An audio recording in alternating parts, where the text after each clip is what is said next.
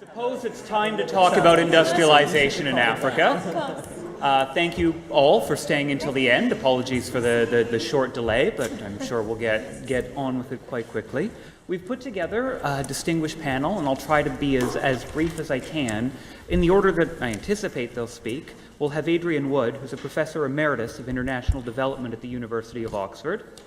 We'll have Margaret McMillan, who's a Professor of Economics at Tufts University, a Research Associate in the NBER's Program on International Trade and Development. We'll have Helen, who's the United Nations Industrial Development Organization Goodwill Ambassador for Industrialization in Africa and the CEO of the Made in Africa Initiative, which advises the governments of Ethiopia, Rwanda, and Senegal for industrialization and investment promotion.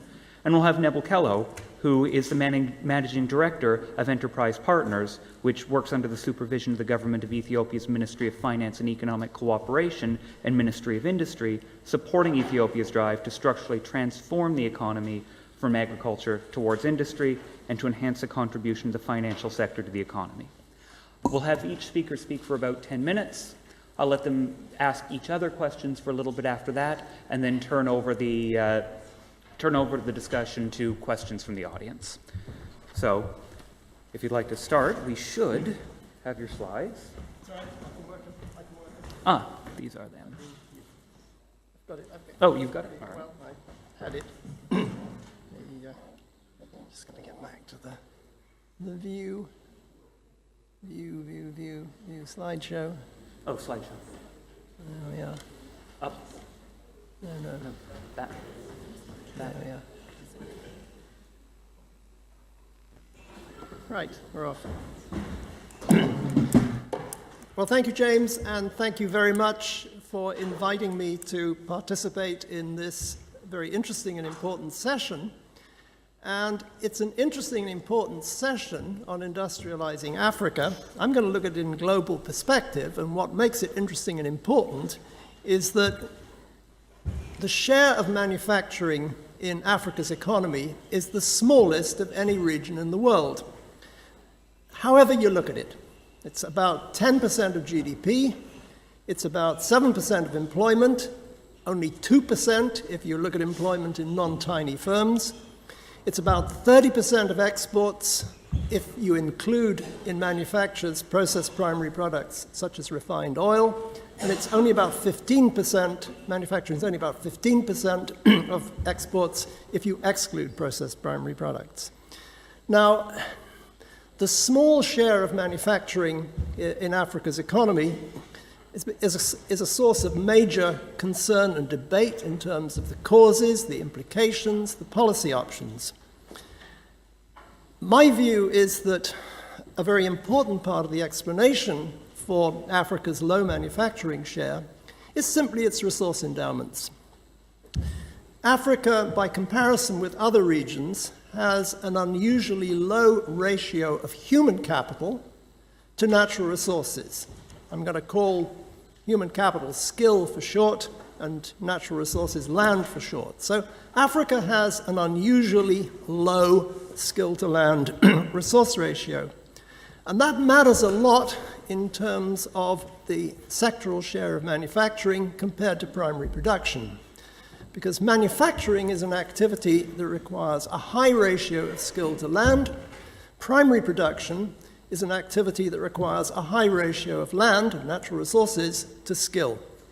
So what basic Hector-Olin theory would tell you is that countries, and hence regions, with high skill to land resource ratios are going to tend to specialize in manufacturing, and countries and regions with low skill to land resource ratios, of which Africa is an example, are going to tend to specialize in primary production.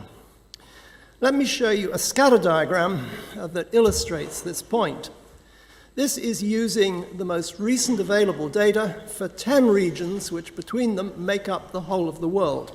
If you look at the dots and you can read the names on them, you can see that most of them are pretty familiar regions, the World Bank regions. I've split out India and China as regions on their own because they're just so huge. I've split the old OECD countries between land-scarce countries, that's basically Western Europe and Japan, and land-abundant countries, that's Australia, New Zealand, Scandinavia, and North America, and I've re-aggregated. FSS is the former Soviet sphere, so these are the transition countries of Europe and Central Asia. And what I've got on the vertical axis is the ratio of manufactured to primary exports, with manufactures defined broadly to include processed primary products, and that's logged. On the horizontal axis, I've got a measure of the skill to land resource ratio. So I'm measuring here skill by, or human capital, by the total number of person years of schooling. So that's average adult years of schooling times the number of adults, divided by my measure of natural resources, which is simply total land area. And I should say that all the numbers I'm mentioning, all the regional numbers, are aggregates. These are averages weighted by country size. So what you've got on the horizontal axis then is the log of person years of schooling per square kilometre. And as you can see from the scatter of regional points, there's a very strong positive relationship. And I've fitted just illustratively a regression line, and regions with high skill to land resource ratios tend to have high manufactured to primary export ratios, and conversely for regions with low skill to land ratios.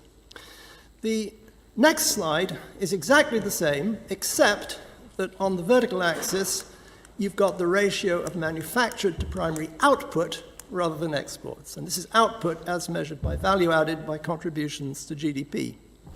The slope is shallower and the fit looks worse than the previous diagram. In fact, if you do it in cross-country data, the fit is very similar for both of them, and the difference in slopes is not so pronounced.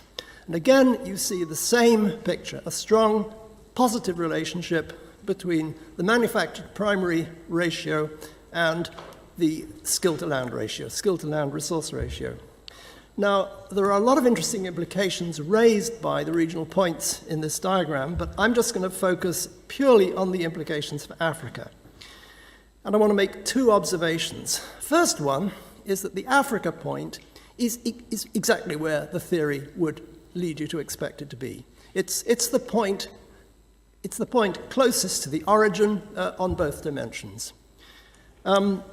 So that suggests that Africa's unusual resource combination does have an important effect is an important contributor to explaining its unusually low share of manufacturing.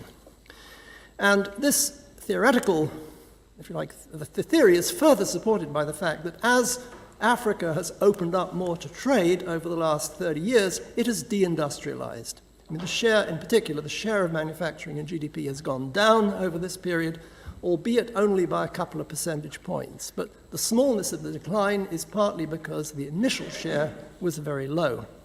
That's the first point to take away from the diagrams. Second point to take away is that clearly resources are not the only determinant of outcomes. There's wide dispersion around the regression lines, and very significantly, in both these diagrams, the Africa point is below the regression line, in this one and in the previous one. So an inference from that is that even with its current resource endowments, Africa could produce and export a lot more manufactures than it now does. Now, one should be quite cautious about this last inference, because some of the reasons why Africa is below these regression lines, in other words, some of the non-resource constraints on manufacturing in Africa, are as fundamental as the resource constraints, and in particular, the problem of improving weak institutions. One also needs to bear in mind that skill-land resource ratios vary enormously among individual African countries. And a potential problem in expanding manufacturing in Africa is that a lot of the countries with high skill-to-land ratios, either the densely populated ones, are a long way from the coast. So you've got Uganda, Rwanda, Malawi, and that's an obstacle particularly to expanding manufacturing for export. So what are my conclusions? The first conclusion is I think it's really important to understand how Africa's unusual resource endowments are going to shape its development trajectory. China's development trajectory could not be like that of China. China is a very different place in terms of its location in resource endowment space, as you can see from the previous diagrams. Second conclusion, though, is that there's a lot of scope for action to expand manufacturing in Africa in the medium term, and I think particularly to expand manufacturing to supply the domestic market within Africa. And the third conclusion, perhaps the most important, is in the long run, Africa's natural resources are not going to hold back its development. I mean, some of the world's most successful and prosperous regions are resource-rich. Australia, New Zealand, Scandinavia, North America. And 10 years ago, I published an article entitled, "Could Africa be like America?"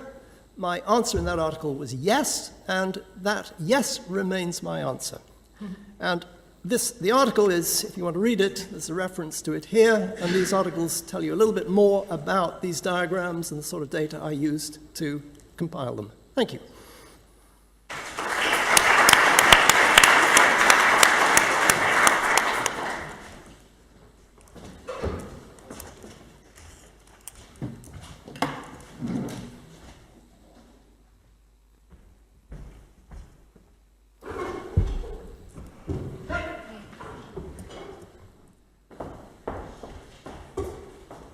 Okay, I'm not sure Africa could produce someone like Donald Trump, but leaving that aside, yes, Africa could be like America. So thanks, Adrian, for mentioning the role of domestic markets, and thanks, everybody. I know it's the last day of a long 3 days, so I see a lot of my friends in the audience. Thank you.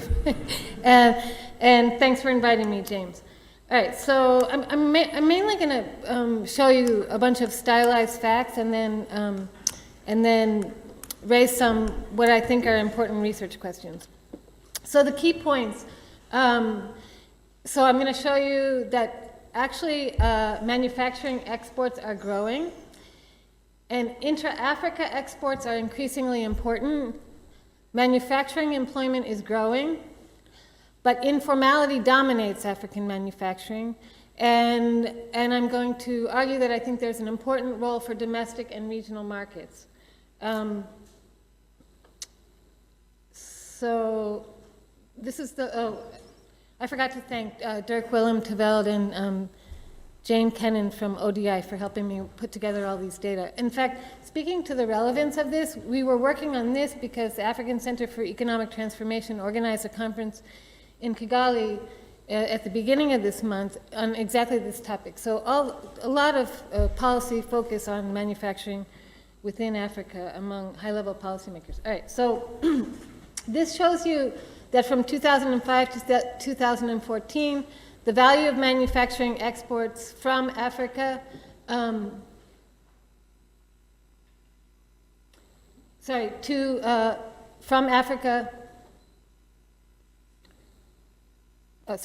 Africa to the rest of the world increase. And you can see in this picture, the blue bar is intra-Africa exports and the red bar is exports to the rest of the world. So this is all of sub-Saharan Africa. So you can see that the importance of intra-African exports has been rising. Then I'm going to contrast Tanzania and,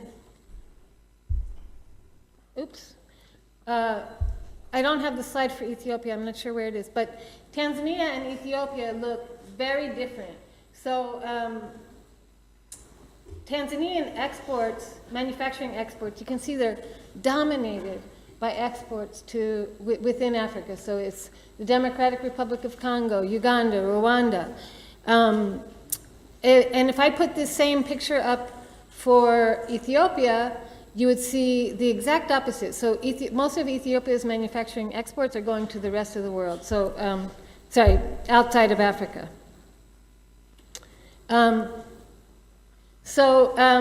What is being exported from Tanzania to other countries? Well, I had 50 slides with pictures that I took myself in the grocery store, but I only had 10 minutes. So I just took this from Chemicotex which is an example of one Tanzanian firm that is manufacturing to other countries within Africa. So you can see these products.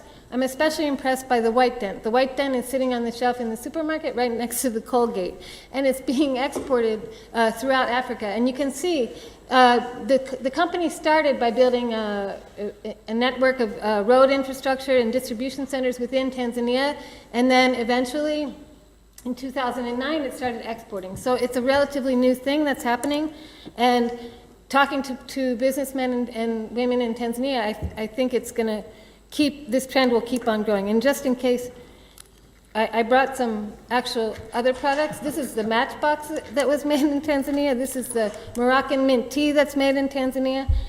And I was really surprised by everything that was manufactured in Tanzania. Oh, here's the Ethiopian picture. Sorry, I didn't sleep last night, sorry. I was on an overnight flight. Okay, these are Ethiopian manufacturing exports to the rest of the world. You can see they've also grown dramatically, but the red dominates. And we know, Helen's going to talk about this story, so I'm not going to talk about it. Employment in manufacturing is growing. So the red is sub-Saharan Africa, so it went from 10 million to almost 20 million over this 14-year period. But the other thing that is also true is that informality dominates African manufacturing. This is in some ways this slide is unsatisfactory because it's a snapshot in time. But you can see I highlighted Ethiopia and Tanzania because I was showing you the results for those countries regarding manufacturing exports. We'll look at the formal sector share of manufacturing in Ethiopia is only 6%. I'm almost done anyway. And in Tanzania, the formal sector share of manufacturing is only 22%, if you believe those numbers. But even more important than this, I've shown in some other work with Xinshen Diao and Josephat Kweka that it's not just a static thing. Informal manufacturing employment is growing faster than formal sector manufacturing employment. So what I think that means is that we have to pay attention to it. And I've been doing some work with a nationally representative data set of micro, small, and medium-sized enterprises from Tanzania. And they're largely informal firms, but it's really an interesting story that comes out of this data analysis. There's qualitative information in the survey, and then there's quantitative information. Now, what I'm showing in this graph is a distribution of value added by these micro-enterprises. And the vertical bars, the green bar is economy-wide average productivity in manufacturing, the blue bar is economy-wide average productivity in trade services, and the purple bar is economy-wide average productivity, labor productivity in manufacturing. So you see, to the right of the purple bar, there's a whole group of firms that have labor productivity greater than economy-wide average productivity in manufacturing. Why is that important? That's important because more of these firms could contribute to economy-wide labor productivity growth. And we have done a lot of work with these data, and we also find some other interesting facts, like half of the owners of these enterprises in the informal sector say they wouldn't leave their job for a salaried position in the private sector, so or the government sector. So they wouldn't leave their job. They like what they're doing. And so it seems like there's a lot of potential in this sector. So my conclusion from this investigation of the data is that we need to find answers to the following questions. So how have firms in countries like Tanzania broken into domestic and regional markets? Are they heavily protected? Or how is it that White Dent is competing with Colgate? And what is the potential for import substitution? And import substitution, it may be a dirty word, so why don't we think about what is the potential for the expansion of manufacturing to serve domestic and regional markets? I think it's enormous. And then what can we expect from manufacturing firms in the informal sector? This is a big, I think, really important question. I mean, a lot of them are really unproductive. They don't want to be doing what they're doing. So, you know, growing bigger firms or finding them jobs in other activities is important. But we also have to recognize that there's this group of firms that has a lot of potential. How can we target them? How can we get them to grow? And not just for economic reasons, but also for political reasons. We need to build an indigenous private sector that can be the foundation of democracy in a lot of these countries. And then lastly, how to design policies that are targeted at the firms with potential, but that, and so in other words, it's kind of like a mechanism design problem. How do we find a product that is attractive enough to the firms with potential, but that comes also at a cost? So maybe auditing, annual auditing or biannual auditing, so that the guy who's selling cigarettes one by one on the street, or the woman who's selling fruit on the side of the street, she has a business or he has a business, but it's unlikely that that's going to grow into anything meaningful in terms of economy-wide labor productivity growth.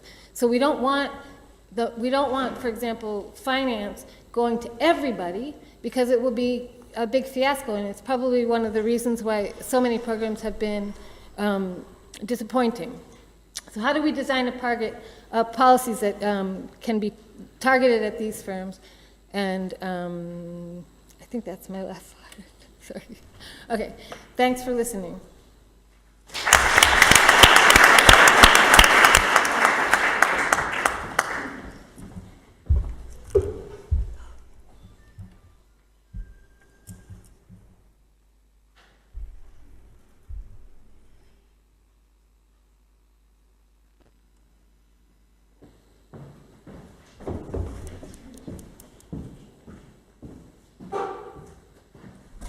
Good afternoon, ladies and gentlemen. My topic today is, would Africa become the next manufacturing floor for the world? I will start with a real story, my real story in Ethiopia. I came to Ethiopia back in 2011 to set up a shoe factory. It took me 3 months from decide to investment to actual production to export. In the following 6 months, I doubled the export revenue in Ethiopia in the shoe sector. By the end of year 1, I recruited 2,000 local workers. By the end of year 2, I recruited 4,000 local workers. At this moment, you're probably wondering, why did I pick Ethiopia back in 2011? Because Ethiopia ranked 125 according to World Bank Doing Business report. The answer is, I did not pick Ethiopia. It was Ethiopia who picked us. The story started in March 2011, when the late Prime Minister of Ethiopia had a meeting with Professor Justin Lin, the chief economist of the World Bank, and he asked Justin's advice in terms of poverty reduction and economic transformation. Justin advised him 3 things. Number 1, Justin said, job creation, it is the key for poverty reduction. Secondly, he said, the fundamental secret for economic transformation in China in the 1980s and Asian Four Tigers in the 1960s, because they captured the window of opportunity during industrialization, which created millions of jobs. This enabled them for jump start in their economic transformation. At this point, I want to share with you some figures. The GDP per capita in China back in 1978 is only $154, which is less than 1/3 the sub-Saharan African countries. The economic growth in China has been a miracle in the past 35 years. On average, 9.8% annual growth per annum. Most importantly, 680 million people has been lifted out of the international poverty line. According to World Bank, the number of people living under the international poverty line since 1960 didn't decline if we exclude the 680 million people in China. And what happened if you look at China today? In 2014, the GDP per capita in China is 7,500. And then according to forecast, by 2025, China is going to double that. which means China is going to become a high-income country. That means China is moving from a labor-intensive economy to a more capital-incentive economy. What does that mean? That means all the labor-intensive jobs have to be relocated out of China. What's the scale of that? 85 million population. And this round of relocation is far more complicated with the last two rounds. Because in the 60s, when Japan was relocating, we're only talking about 9.7 million jobs. When Korea is doing that, we're talking about 2.3 million. This round, 85 million. Where would those jobs go? Some people say Southeast Asia, but the problem is Southeast Asia does not have enough population to absorb all those jobs. In Vietnam, there's only 88 million population, 14 and 48 in Cambodia and Myanmar. They just don't have enough.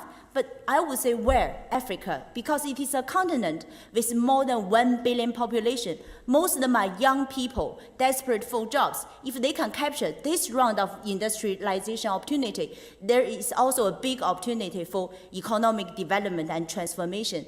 That is why the late Prime Minister Meles grasped the idea immediately. He said, yes, I believe in that. What should I do? So the last thing Professor Justin Lin advised the late Prime Minister is that you need to create a quick success stories, because a quick success will bring inspiration, leadership, confidence, experience to Ethiopia and to the continent. That is how the story started. 6 months later, the Prime Minister went to China, invited a group of investors, and that is how I came to Ethiopia. Before the shoe story in Ethiopia, Ethiopia has an industrial zone called Eastern Industrial Zone. They struggled 5 years to attract international manufacturers become a residence. After I created the shoe factory, I'm being asked by the government become their advisor. My first job is to working together with the ministry to promote the first government-owned industrial zone in Addis Ababa called Dlamini. With less than 3 months, without any international advertisement, all 22 factory units, they all leased it out to international manufacturers from India, Turkey, Bangladesh, China, Taiwan, all the world. Why? Success brings success. And that success has been also made a big impact in the development community. It was the first year in the history of the World Bank. In 2013, they also decided to give $250 million to Ethiopia to support industrialization. And that success had a big snowballing effect in the African continent. The president of Rwanda, the president of Senegal, all came to us for help. So with the support of UNIDO, we built the first garment factory in Rwanda in the last year, and we helped Senegal to build the first industrial zone also last year. I believe 1,000 jobs will be created. At this moment, I want to share with you a little bit story about Felix. I got this email from Felix when I first came to Ethiopia, when I first came to Rwanda, asked for a job. And this is something he wrote me last year. He said, "Hello, Madam Helen, how are you doing? Here in Rwanda, everything is doing well. Cause since January, I'm working for Madam Candy in C&H Garments as warehouse supervisor. It is a very good company, and I learned a lot in garment industry. Madam Candy is a very nice boss and a good teacher at the same time. I've also started to speak some Chinese language, and I hope that within 1 year it will improve. Helen, I would like to appreciate you for that opportunity. Hard work is the only way I can find a way to say thank you. Without you, I could not reach where I am now, and I'm very recognized whatever you did for me. Hope that one day we will meet each other so that I could hold your hand to say thank you. Warm greetings from Kigali, Rwanda, Felix." For somebody I've never met in my life from thousands of miles away to write me something like this. Why? Because this is what we created in Rwanda. I don't think it's just a factory. It is hopes and visions for young people. If in the UN we are talking about in the SDG, a life of dignity for all, I think a decent job is the fundamental pillar of that. And I want to also telling you another personal story about myself. A lot of people ask me personally, why did you pick Ethiopia? On the left of the picture is what I first remember back in 2011 when I arrived in Ethiopia. I was staying in this hotel. Some of you, I'm sure, stayed there. That's the Sheraton Hotel. So after a day seeing Ethiopia, I was digesting my thought. I was walking along the gardens. And then suddenly I hear some music. That was late in the evening. And I followed the music. I went back to the back of the hotel, which that's the bar called Office Bar. And then what I saw a lot of foreigners, people from European and US singing and dancing there. Sadly, I see very few local people, which remind me a personal story 30 years back, which is on this side of the picture. When I was 7 years old, it was the first time my father took me to the capital of China, Beijing. And then it was my birthday. He wanted to give me a treat, so he took me to Beijing Hotel. And at the reception, he asked, how much is it?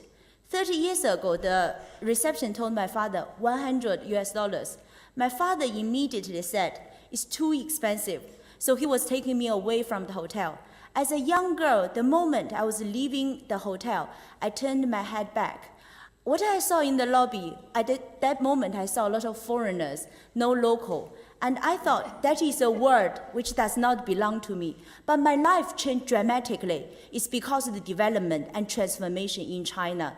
And I believe outside that big gate of Sheraton, there must be a lot of young girls like me 30 years back. They believe within the big gate of Sheraton is a different world for them. But what they don't know is if their country can grasp the right idea of development, their life will change dramatically. So as a summary, I would say I'm a strong believer in Africa. I believe strong leadership, sustainable commitment, and successful examples. That is going to bring Africa from vision to dreams, from dreams to reality. Thank you.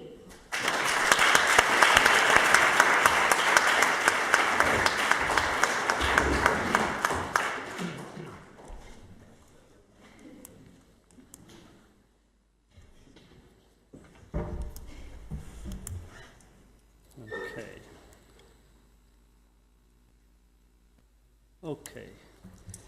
So when I came here about 3 days ago from Addis Ababa, sitting in the plane, taking off, and I like to look out of the window. What I saw in Addis was, as we were taking off, a haze of dark smog over the city that didn't exist there about 3-4 years ago. And I thought to myself, isn't this timely that I'm going to Oxford to talk about green growth in Ethiopia? Look at this situation. And then I realized, it dawned on me that actually I was contributing to that by sitting in a plane to come here to talk to you for 10 minutes. So I think this is what Al Gore called an inconvenient truth. Now, I'm going to talk about green industrialization in Ethiopia. Okay, a couple of things to note.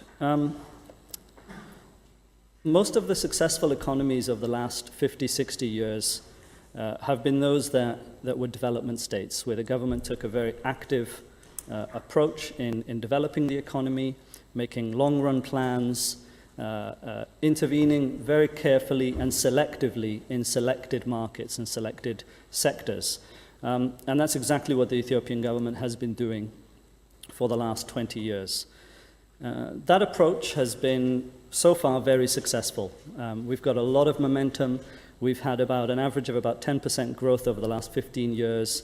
It's been very successful. I think this is probably the fastest growing economy in Africa over that period, and probably within the top 5 fastest growing economies in the world over that period, maybe top 3. So, and it's been very inclusive. The sustainability of that growth looks to be very strong. We've got a Gini coefficient in Ethiopia that is the envy of Africa, but certainly even other parts of the world. But having said that, it's been driven by agriculture. And that growth has been very vulnerable to climate change. It's been very vulnerable. This year, for example, we see El Nino effect having a serious impact on our agricultural sector and a lot of people with food security challenges. So the government has been very invested in what we call a climate-resilient green economy strategy. We've got one of the most ambitious afforestation, reforestation strategies, plans in the world. About a sixth of our country is planned there. We're powering the country with clean energy and actually powering other parts of Africa with that same clean energy. And so as we move to the next stage of development where we're looking for structural transformation towards industry, we're very aware of the fact that we don't want, I mean, typically moving to manufacturing involves a lot of pollution. And we know that that's what's caused the very effects that we've been suffering from and continue to suffer from in terms of the climate change that we're seeing. So as we pursue structural transformation, we're clearly committed to a green industrialization in Ethiopia. So how does it look so far? As I mentioned, the power, which I think is a big issue in a lot of industrial countries, is 100% clean at the moment in Ethiopia, mostly based on hydro.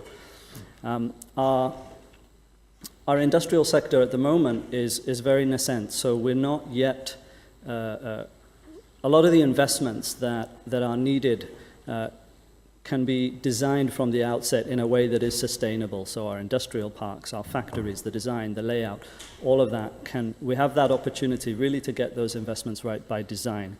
Versus what we call greening in a lot of other industrial countries today, they're looking at opportunities for greening, which is just another way of saying, how do I take something that's unsustainable and make it less unsustainable? We've got a chance to get that design right. We've got a couple of very strong policies that fit this model of development. So we've developed industrial parks where the tenants of those industrial parks share resources, where they manage waste collectively and jointly. And they take common responsibility for things like how do we manage water, how do we use it. We've got an industrial policy based on backward linkages to the agricultural sector. And that in and of itself is very sustainable. And if you think of your typical textile factory and garment factories, if we're importing that cotton from halfway around the world, US, India, etc., versus within our own country, we're offsetting a lot of carbon just by doing that. And we're building a sustainable agricultural industry. We're also looking at clusters. So we're looking at how can we build firms that work with other firms, and not just within one sector. So, for example, we have cotton farms that are supplying cotton to the ginning industry. But those ginning industries, okay, they take the lint of the cotton to go into fabrics, but who's going to take the seed? And so we're looking at, okay, the seed contains a lot of oil that you can use in food processing. And so we're thinking about smart clusters like that can enable us to be efficient with all our resources. As they say, one factory's waste can be another factory's treasure. But we've got some big challenges. It's not enough just to have a couple of good policies. One big issue is the economic model. Who's going to pay for this? The investments in climate technologies typically result in higher capex, longer run payoffs, which private sector companies are not going to invest on their own. They need the right incentives. Climate finance has been an issue that Ethiopia has been leading in Africa on, representing the African Union at the various climate talks, most recently Paris. But climate finance hasn't materialized. Carbon credits have not materialized the way we expected. We're asking a question of, will the customer pay? Now, at the moment, we're selling products like shirts, and everyone wants cheap shirts, everyone wants cheap clothes. But is there a market that is evolving that will be willing to pay for sustainably produced produce? That's yet to be seen. But we're trying to work with the right investors, with the right companies that share that vision, that want to create that awareness.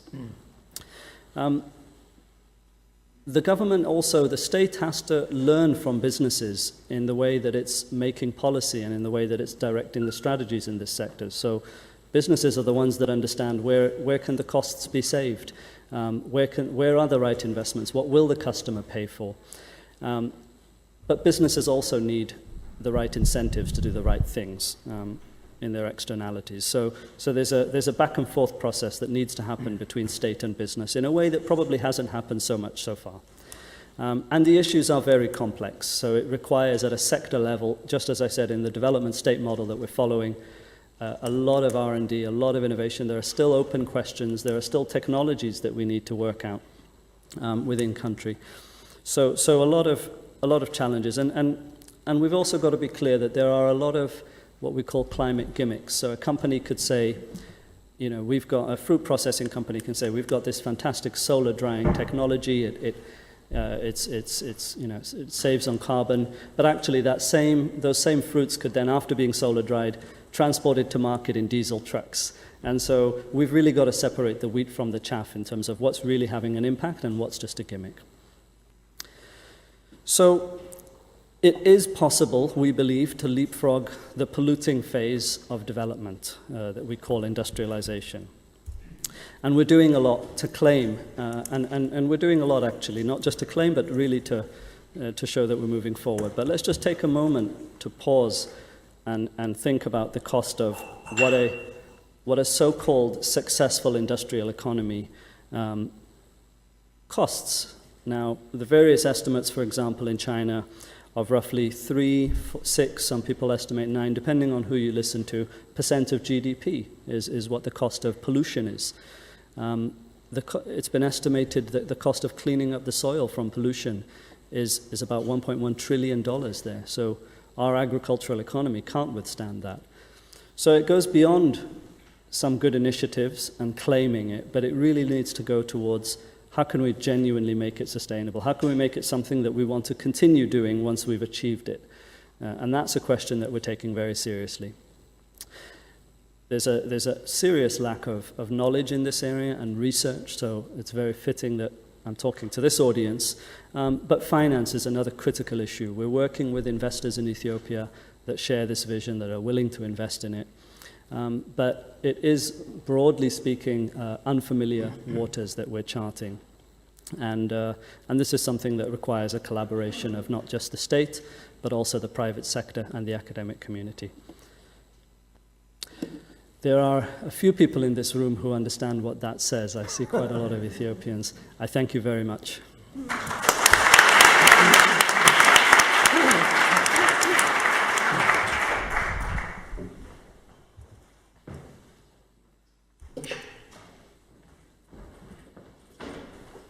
So I thought it would be fun, before turning questions over to the audience, to ask if anybody on the panel had any questions for anyone else on the panel.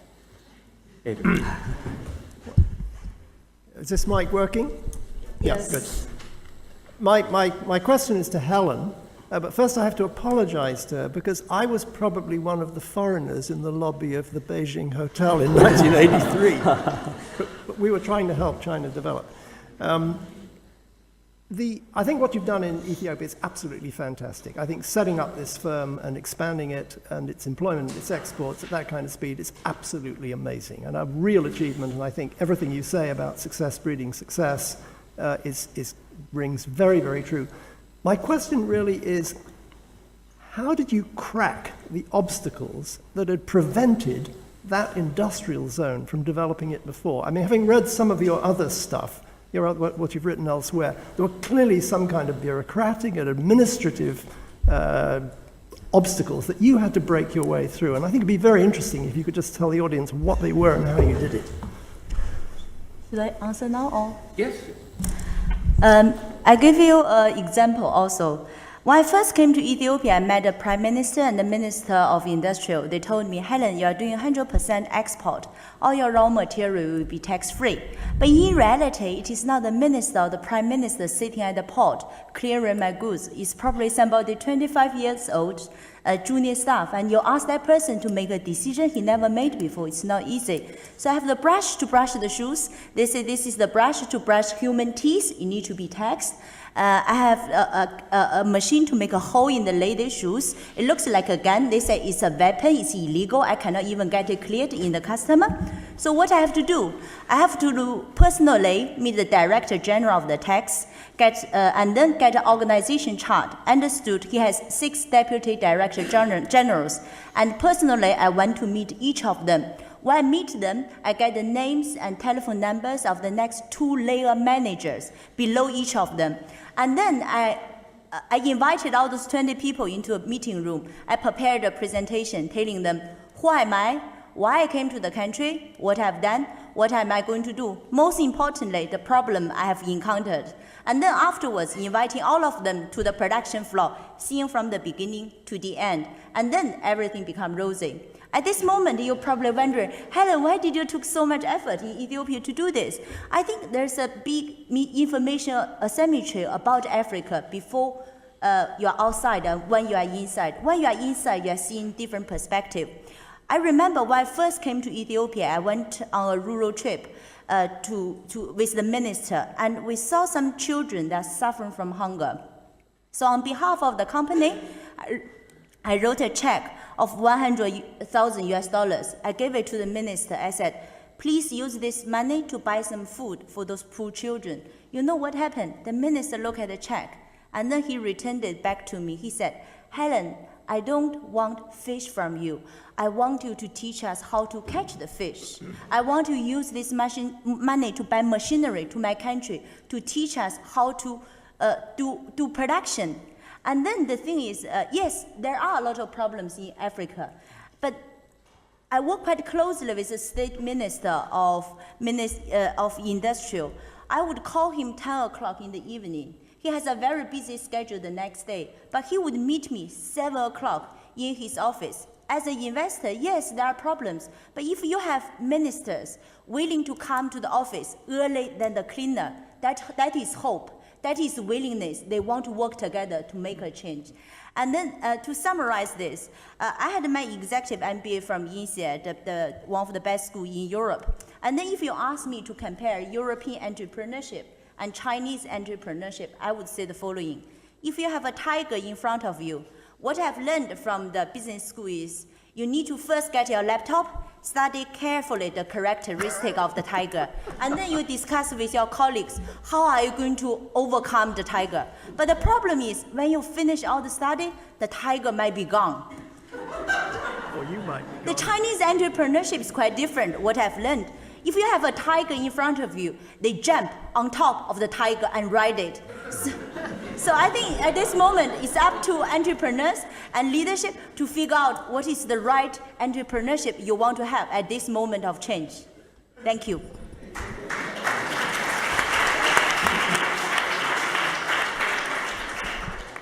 Any other questions from the panel? All right, seeing none, I see several hands and I see at least one mic runner. I think the best way to do this is to take them in groups of 3. So feel free to start. Okay, so well, thank you for these presentations. It's very interesting. I just want to. It's probably a question that Nebil and Helen are best placed to answer, but it's the following. So you correctly describe, as I always understood, the Ethiopian investment climate. You know, any investor I've met, especially in the early days of investment, they, like the horticulture investment, say, well, the way we're dealing with the investment climate is that we have a phone with all the numbers of all the important people that we need to call. With the horticultural export, they would have weekly meetings with the Prime Minister at the time, with Mr. Melis, and they would meet and discuss the thing. But so they would call, and basically I remember talking to a Dutch investor in horticulture, Share, the other one of the big ones in Zuma, that would say, this is how we solve it, we call them. But then more recently I was talking to one of your compatriots investing also in Ethiopia, and I was simply asking, so how are you overcoming all these problems? He said, no, I have all these problems with getting things done these days. I said, but don't you have all the phone numbers on your mobile phone? Yes, I do, but it's always engaged. How do you deal with that? How do you scale this kind of solving of problems with based on individual connections? Can we take one from that side? Yeah, I'm a bit confused sometimes because, I mean, we say that African countries should attract foreign direct investment by doing what? By giving these countries, these investors tax breaks, by creating industrial zones. But the experience so far has been that not all the countries that did that really benefited. So you give the company 5 years tax break.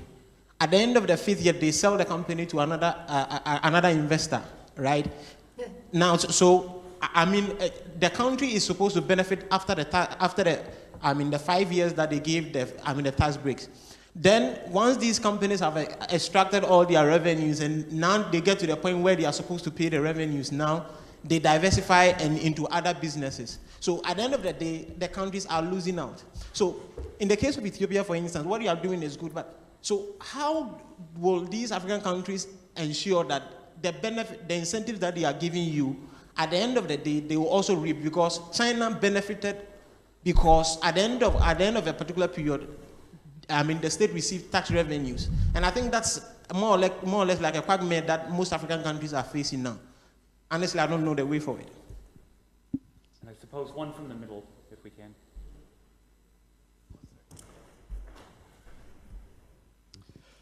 I was wondering if the panelists could help put your message in historical perspective. If I remember correctly from my first survey courses in development, development economists have been advocating industrialization since at least the 1950s as a path to development, and it evolved from import substitution to export promotion. And what in your message is new, and what do we learn from the past?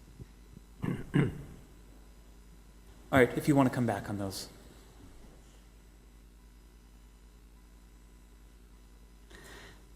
Okay. Maybe I'll start with Stefan's question. Yeah, calling the minister to get problem solved. I think one of the things we've got to understand about Ethiopia, I think there's a great misunderstanding about what this development state model is. A lot of people think it means that you can call the minister and the minister gets a problem solved and then you move on and everything is great. But actually, it's really a process by which the government are learning. This is new to them. And so it's about listening to the private sector, trying to understand what the issues are, solving them, not just from a one-time basis, but to really solve the problem. We've got a great example from the flower sector. When we created this floriculture sector in Ethiopia, the Prime Minister used to gather the whole business community in Ethiopia, the floriculture community, the flower farms, and would ask them, what are your problems? And they would say, okay, and then he would say, okay, ministers, and he'd have all the ministers there. What are you doing about it? And he would, they would answer, we're doing this, and they would commit. So they say, by next week, we're going to have this done. 2 weeks later, they'd all come back again, and he'd say to the ministers, okay, did you do what you said you were going to do? And they would say, yes. And then he'd ask the private sector, did they do what they said they were going to do? And he'd say, no. And then they'd say, okay, let's get on with it. So through that mechanism, they really solved the problems, I think, of the whole business community. It's a young industrial sector, and it's really more about the government learning what the issues are and solving them systemically than specifically having hotlines. Just maybe to your question about the incentives, I think we've got to recognize that we're in a very competitive space when it comes to attracting investment. Everyone in the world is trying to attract investment, the developed countries, the developing countries. So we've got to have something appealing. But if the only thing that is appealing to those investors are those specific tax breaks that you get for 5 years, then there's something wrong. They are going to leave. But we've got to have other reasons for them to come, whether it's a very educated workforce, good backward linkages into an agricultural sector, so in the textiles case that I gave earlier. There's got to be more than just the incentives, and I think that's what really encourages investors to stay in the countries afterwards. And so I think what you're buying with these incentives is a window. But at the same time, I think it's very important to look at incentives not as just giveaways, something that you say, here's your tax break and I'm going to just let you get on with it. But actually, you've got to incentivize outputs, you've got to incentivize productivity, you've got to incentivize results. So I think that's something that we're learning as well. I'd like to respond to the question about what's new. I don't know, is this on?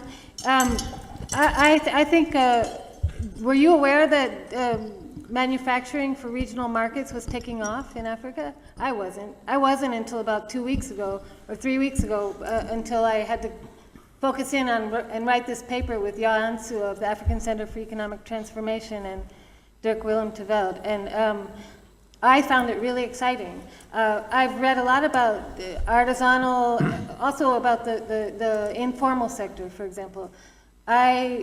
This work that I've been doing with these data has opened up my eyes to a whole world that I didn't know really existed. And I've been reading a lot about African history and the artisanal sector and how it was always ignored by the colonialists to their own peril, and they crushed the entrepreneurial spirit of the Africans, and here you see it growing like gangbusters. So I think there's enormous potential there. So I'm not throwing out new theory, but I think I'm giving you some new facts to think about, and hopefully some of you will run with some of these research questions. You want first? Thank you. First, I think to Stefan's question, I really like to echo Nebil's answer. And I just want to highlight, actually, the Prime Minister of Ethiopia, he once said about the industrialization, he said, industrialization for him and the country is like biting a cake. You have to bite it, taste the sweetness of it, and you want to keep biting more. And I think that is very true. I still remember back in 2011, when I first went there, nobody really believed me. You have to really earn the respect through the hard work you do. And then I also truly believe the next shoe company after me, they wouldn't experience the same problem. So this is really government learning what you can actually bring. And then going back to your question, I think incentives, a lot of people ask me, what did the government give you to attract to Ethiopia? The answer is, I did not get anything. I did not even get one single penny from the bank. It's all 100% FDI investment into Africa. But I think we have to really to think about what is long term. I think a lot of people are talking about manufacturing for local market. But what I truly believe is manufacturing to actually export. Because today Africa only has 2% of the global GDP. How much jobs you can create under 2% GDP, even though you are producing for the whole Africa. But Europe and European, that's the real market are. So actually in the Made in Africa initiative I set up last year, now supported by the UN, what I call is called triangle collaboration. First, I would say, to support this Africa, we have to have the global market, which is global orders into Africa. Second pillar is the manufacturing know-how. Today, where the manufacturing know-how? China, in Asia, we have to bring that know-how to Africa. And combined with the third pillar, this is the Africa comparative advantage. Each country has its own comparative advantage. You have to identify that. In the Ethiopia case, it's competitive labor and a cheap utility cost. But in West Africa, currently we are working in Senegal, it's easy access to 7 days on the sea to Europe and US. So that's its own comparative advantage. And today I want to share with you, following the 4 years of work, I'm in Africa. Like last year, the president of Senegal, president of Ghana, Ivory Coast, even the newly elected president of Nigeria, they all came to UNAIDO and also to Justin and me saying how we can actually repeat the same success. So I would call actually on the ground, there is an industrialization movement started already. Thank you. Can I just come in on this last point about production for the domestic market? I mean, I think that what Maggie is saying and what Helen is saying is both true. I mean, it's crucial that African manufacturing export to the world market, that you get the linkages, you get the FDI, you get the technological inflows. I mean, that's absolutely crucial. I mean, Africa could not do without that. But in the long run, when you think about Africa becoming a large, developed, rich country, the domestic market's going to be crucial, as it was in China. You look at where the increase in industrial production in China since 1980 has been sold. Most of it's been sold within China. Look, in every large region of the world, the United States, the European Union, 80% of what is produced is sold within the domestic market. That's going to be true of Africa too. So in the long run, the biggest single market for the expansion of African production is going to be within Africa. I mean, this is not inconsistent with what Helen's saying, but I think the point that Maggie is making, showing that this trend is already beginning to happen at accelerating rate, is very, very good news. Oh, can I add one more thing to that? So, I mean, look, Tanzania has half the population that Ethiopia has. Tanzania has twice the number of formal employees in manufacturing that Ethiopia has. I mean, so I just don't thinking that you have to export. I don't know why. I mean, actually, I wanted to ask you a question. Can I ask Helen a question? Why aren't the Chinese making, doing manufacturing for the domestic market? I don't understand it, really. Should we take some questions? No. I mean, I don't mean to put you on the spot. It's a very interesting contrast between Ethiopia and Tanzania, and I don't quite understand it. And I think You know, You know, the answer I would say, really, I think when we talk about job creation, I think it's really talking about skills. I'm sure I'm not the first manufacturer in Africa, but I think there's a lot of small manufacturers. They went there, but when they produce for local market, the market is so limited. For example, I've seen people actually who are producing something for the Ethiopian market. There's a glass factory. They are only setting up a scale like for one small city. But then that is over capacity because there's just not enough buyers. So you cannot always expand. When I first came to Ethiopia, when I set up a shoe factory, actually I invited all the local shoe factories together. I said, let's create a cluster because the key success of China, because the manufacturing floor, you have to create a huge economic scale. Because when you have a scale, the logistic cost, everything will be cheaper. Then you become competitive. Otherwise, you cannot always compete in the global competition. So this round of, I think, in my opinion, to support the industrialization, you have to compete with China, with Vietnam, with other places. You have to create the scale. It's not if you just only, the first thing I remember when I met Meles, I told him, if there's only one shoe factory 5 years later, I'm going to live in this country. The idea is we should have 100,000 companies like us. This is making Ethiopia the center of production because then the economic scale can make it competitive in the global market. It's not just earning money for one company. It's really about sustainable development for the whole market. So I think that's the point I want to make. I think local production is sure no problem, but it's really I believe private sector did not come to Africa to do aid. They come to Africa to do business. But through business, they achieve the development goals. It's very important for development people to identify what kind of the business which can achieve development goals, which kind of business is just a pure business. okay, excuse me, one more thing. But you know, Forbes, you know the magazine Forbes? Forbes? Yes.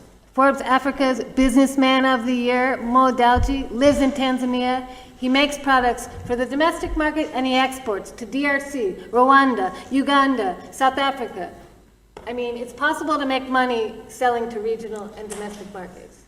I think it's not an either-or thing. I know, for us. I know, Yeah, but No, you can make money doing both, and it depends a lot on what sector you're talking about and what country and what time period. It's quite interesting thing about what's been going on in South Africa. South Africa has become less and less successful as an exporter of manufacturers to world markets. It's become more and more successful as an exporter of manufacturers within Africa. This isn't shoes, this is beer. All right, I suppose we should take another round of 3, if we can start with one on the side, one on the side, and one from the middle. You wanted a panel discussion? You got a panel discussion. what's a panel play? Oh, commitment control. Let's get the ruler. Well, I don't want to provoke more disagreement among the panel, but I would point out just how fundamentally they contradict each other. And if you ask what the difference between the pattern you're describing in Ethiopia and the pattern Margaret McMillan is describing in Tanzania is capital intensity.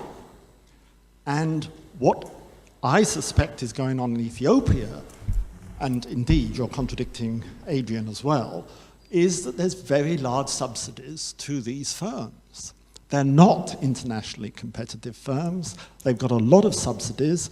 What Tanzania is doing and why Tanzania can get so many more exports, both domestically and, both regionally and internationally, is that that's much closer to a market outcome. And state-run development is not new in Africa, and you are essentially constrained by how much you're willing to subsidize these highly inefficient, capital-intensive industries.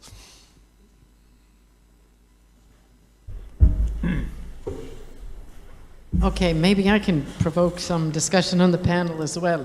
Helen, I do not believe your number of 85 million jobs leaving China. The reason I don't believe your number of 85 million jobs leaving China is that total employment and manufacturing in China in 2014 was 89 million. So what you're saying is only 4 million are going to be left. I think some jobs will leave China, maybe 10 million jobs will leave China. Where will they go? Well, the labor force of South Asia is about 600 million, and it's scheduled to increase by 50% by 2050. Africa's problem is to make sure those 10 million jobs don't all go to South Asia and that they go to Africa. How will that happen? Well, first of all, I think one issue is, Adrian, your picture about skills and land area, the light went on for me, because Africa's problem is that its wages are often too high. And the reason its wages are often too high is that cities are too expensive. And the reason that cities are too expensive is they're too spread out. There aren't economies of agglomeration. So I'm wondering if, in talking about industrialization, maybe next time we should talk about urban planning. And when we're talking about incentives for industrialization, why in a land-abundant place are governments giving away free land? Why don't they exclude taxes on employment so that they lower the wage, so they get labor-intensive manufacturing? Okay, those are my thoughts. All right, I suppose one more.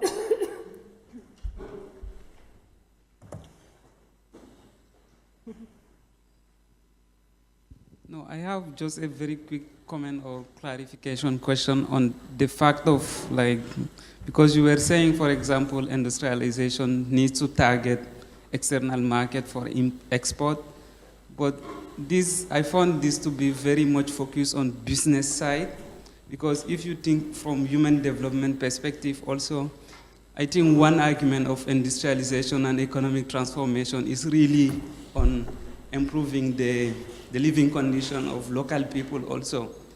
So, because saying, for example, Africa is just 2% of the global GDP, this is what we have today. But what is expected for example, from industrialization is really to increase this share also of African GDP in the global things. Because if industrialization is not able to change this share, so I think it's not really meeting one of its fundamental goals, which is really changing also the consumption of African themselves also, and giving them more economic opportunities and income to consume and consume more, and to really rise their human development and so. So there are some things which is not really a very fixed phenomenon. Feel free to respond at will. Can I just, before Helen gets a chance, say to Louise, I mean, the 85 million may not be exactly right, but broadly speaking, I think Helen's absolutely right to emphasize that there is a huge number of manufacturing jobs, labor-intensive manufacturing jobs in China, that are going to have to relocate. It is an order of magnitude larger than any of the earlier shifts that you mentioned. I think Helen's also right to say they won't go to Southeast Asia, but you're right to pick up, will they go to South Asia? I mean, South Asia is the obvious place in a sense, because there's a billion and a half people there. And the question there really is whether India will be able to up its game on manufacturing. I mean, it has made an appalling hash. I mean, I think that South Asia is the region of the world that has been least successful developmentally relative to its potential. It's done worse than Africa. It may be that Modi will be able to kind of pull it round. Maybe he won't. And I think the key to how much of it goes to Africa depends a lot on whether India is able to up its game. Okay, for the numbers, we can work on that. But this number I just quoted, 85 million, is from a detailed research Justice Department did in China. We can go back later on that. But the second thing I want to say, what is the comparative advantage when you actually want to attract the business? So the business, what is Africa's comparative advantage? I would say competitive labor, because that is actually what China had in the 1980s and also Asia Four Tigers in the 1960s. Earlier I mentioned this round of relocation, there must be a business reason to support that. I'm believing this because you have to look at whether the business reason is valid. In the business supply chain, there's manufacturers, There's traders and there's retailers. There have to be an incentive for all of them to relocate into Africa, and I want to explain to you why. First, manufacturers. The labor cost in labor-intensive business, shoes making, clothes making, toys making, is roughly about 22% of its overall cost. In China, each labor today is about $500 US dollars. But today in Africa, it's around $50 to $100 US dollars. In the past, a lot of people always argue, Ethiopia or Africa, they have competitive labor, but there's no efficiency. That is not true. When I first came to Ethiopia, I went to local manufacturers, and then I asked them, what about the efficiency in Ethiopia? They told me, the day you give the salary to the workers, the next day, a quarter of them will disappear. 15 days later, after they spend all the money, they came back to the factory again. This is low efficiency, but this is a typical lack of discipline and training. China experienced exactly the same problem 20 years back, but over the years, we developed remedies and training schemes to overcome that. So when I first came to Ethiopia, when I applied the right training method, I could achieve 70% of the efficiency after training. One of the things I also did, I recruited 86 Ethiopia university graduates, fly them to China to the training school to teach them how to make production, and then they become managers back.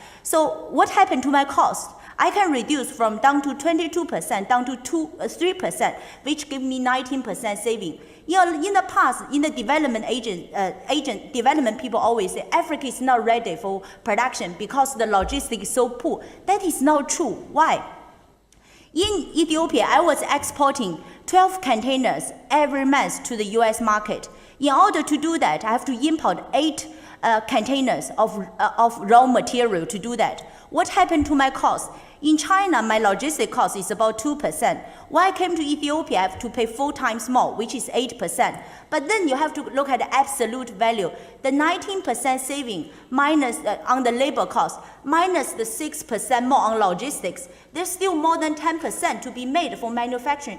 That is the business reason which you don't need subsidy for currently under current infrastructure. Manufacturer has an incentive to come to Africa, but this is only 1/3 of the jigsaw. The second part, I would say the traders. Why I'm saying the European market? Because AGOA and everything not armed under those 2 treaties. The Europe and European retailers and traders, they can save up to 27.5% duty by bringing from the order from China, Asia, down to Africa because it's 0 duty. And this is the business reason for them. They don't need government to subsidize. This is valid. And the last point is very important also. It's on the retailers. The European retailers, in particular in the UK, in the past, before the financial crisis, they have a purchasing strategy. They call it 20/80. That means they purchase 20% around home country, 80% in Far East, China, Bangladesh, Southeast Asia. But then during the financial crisis, they have huge amount of the goods reach the port of Europe. The shelf time of the goods normally are 6 weeks. They cannot sell. That's why we're seeing in the market, they have to get everything half price, even discounted, down to £1, €1, because they need to get rid of the goods out of the shelf. Otherwise, they have to pay huge storage fee in the port. But this makes them to rethink. During the financial crisis, they cannot buy this along 20/80. So a lot of retailers, several years back, they started, European retailer, changing this purchasing strategy from 20/80 to 40/60, and they're desperate trying to find a newer location close to them. That's why we're seeing H&M, Zara, IKEA, Marks & Spencer, they're desperate, want to go to Africa. But the problem in the past, there's no local manufacturing know-how. I think that's why in the triangle collaboration, what I'm saying is, once the European in the market, there's an incentive for the retailer, trader want to pass the order. But now at this moment, we have to be able to bridge the triangle, bring in the manufacturing know-how from Asia to Africa and combine this, find its right comparative advantage.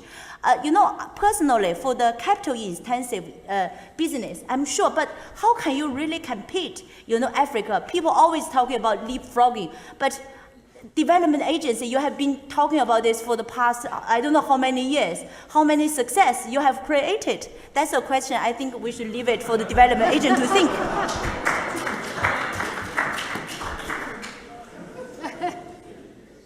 Does anyone else want to respond to the last round of questions? Maybe just a point on the thing about our investors coming from subsidies. We spend a lot of time talking to investors in Ethiopia. We talk to a lot of international brands, a lot of, and one, I mean, there's a couple of things. One, a lot of major multinationals are saying we need to diversify from Asia, Southeast Asia. We need to diversify our supply bases. So we've got to look at Africa. I think we can't just talk about Africa as a whole. We've got to talk country by country because the competitiveness, the factors are very different in different countries. But within Ethiopia, we see investors telling us, number one, a very large young population that is relatively well educated or skilled, I would say.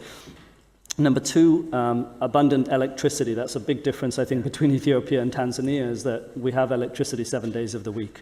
Factories in Tanzania will tell you, no, Tanzania is still doing quite well. I wonder why. We can come back to that afterwards. But I think and then the third thing is heavy investment in infrastructure. Ethiopia, I think, invests. It's probably about 6 in the world in terms of proportion of GDP invested in infrastructure. It's been doing this for the last 20 years.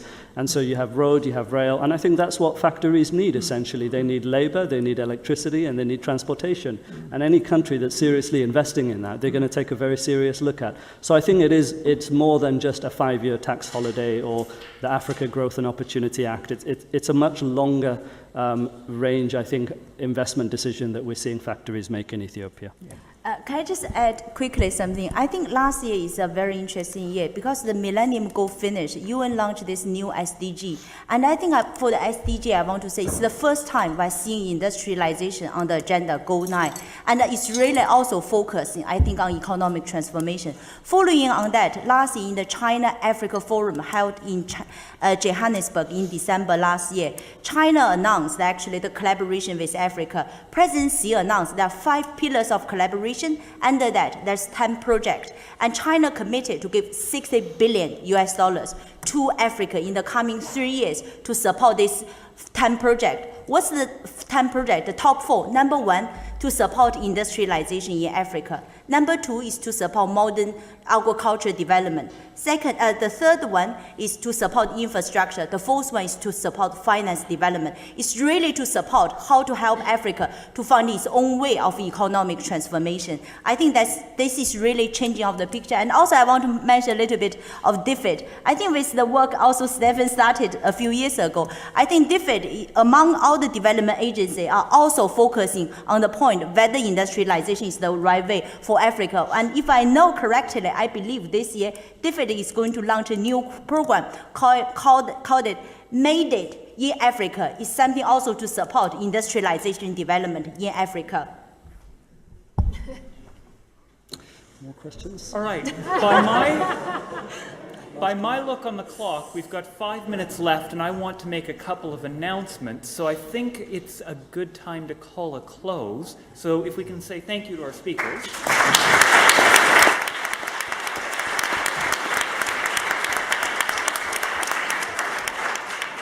And I haven't been authorized to do this, but while I run and grab a couple of things, is anyone running any conferences in the next couple of months that they would like to announce in front of the group so the rest of the group knows about it?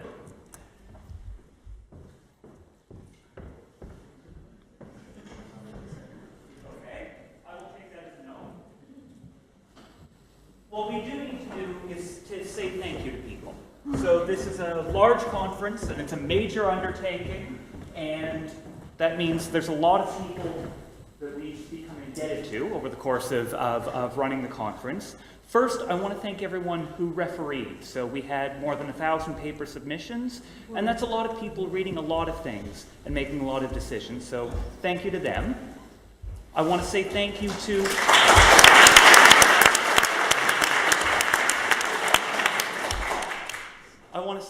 everyone from the college here. They're the ones who have made sure that you've been able to eat and have been able to get into rooms and have had heat and lighting and logistics and everything working. Without them working behind the scenes, we wouldn't be able to have a conference.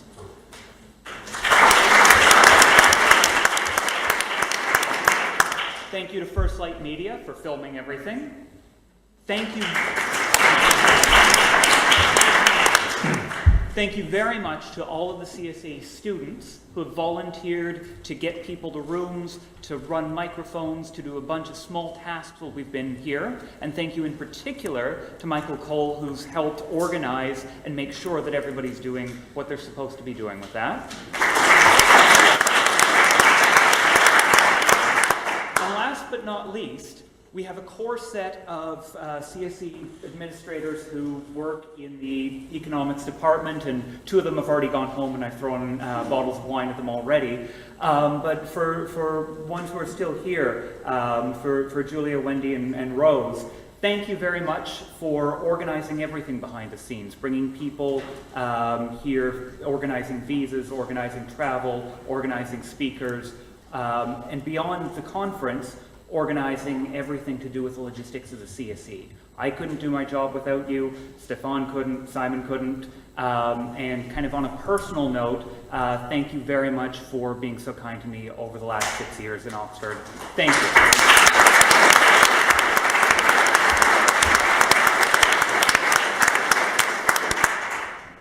And that's all. If you, oh, no. No, I think I should thank James for being the coordinator of all of it and making sure the content was great. And we had a great panel here at the end. And thanks, James, for all your work. And we'll miss you here.